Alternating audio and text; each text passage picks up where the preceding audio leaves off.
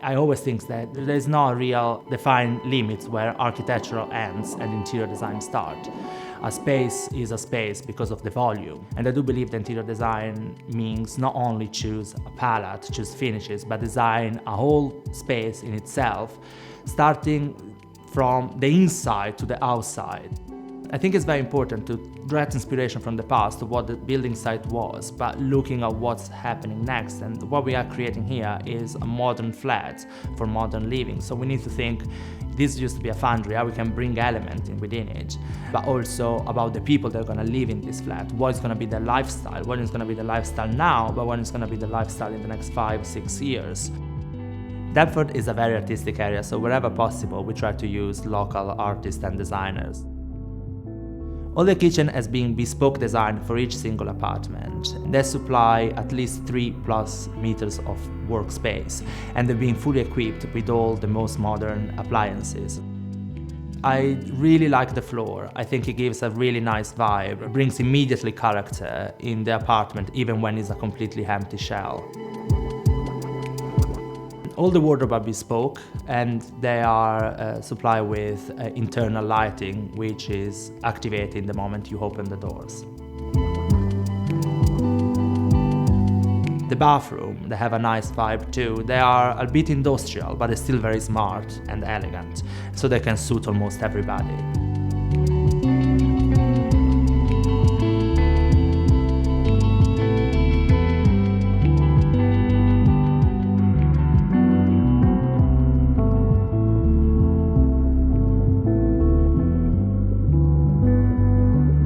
When somebody dreams a space and he has an idea in his mind, but he can't really see it, and our job is about to get this idea, this dream, and be able to produce it, to create something he can see. And at the end, when the client sees it, say, this is exactly what I wanted, it's very gratifying.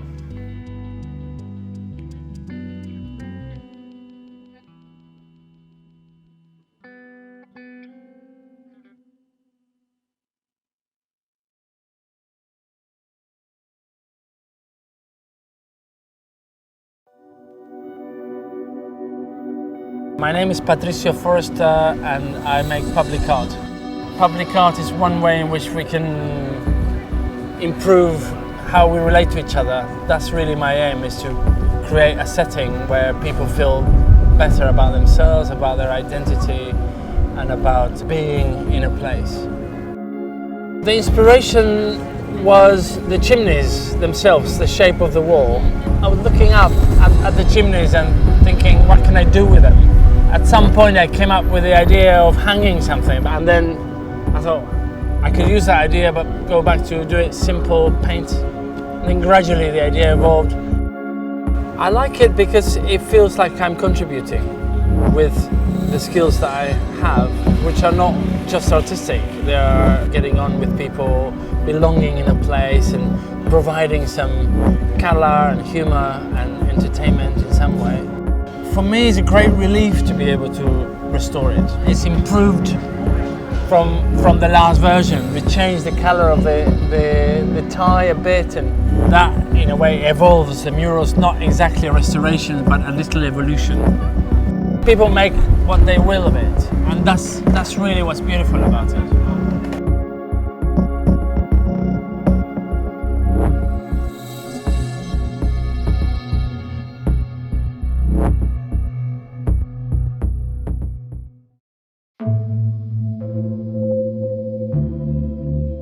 My name's Vincent Jack. I run the Foundry part of London Bronze Casting. Hot and dirty, I suppose, is the word description of my job. So we've been sand casting a bronze version of Anthology's logo. First you have to make do the work on the computer, then produce the pattern, and then you have to sand mold it, and you have to prepare that sand mold. And then after the bronze has been poured, then you say about halfway, because then you have to do all the metal work on it. It's incredibly challenging. There's so many skilled processes along the way, from mold making to the waxworking.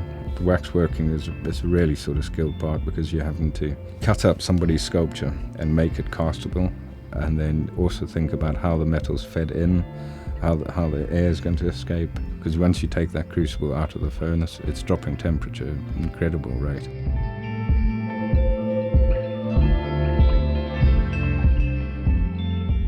It's just nice to work so hard and then actually have a finished object.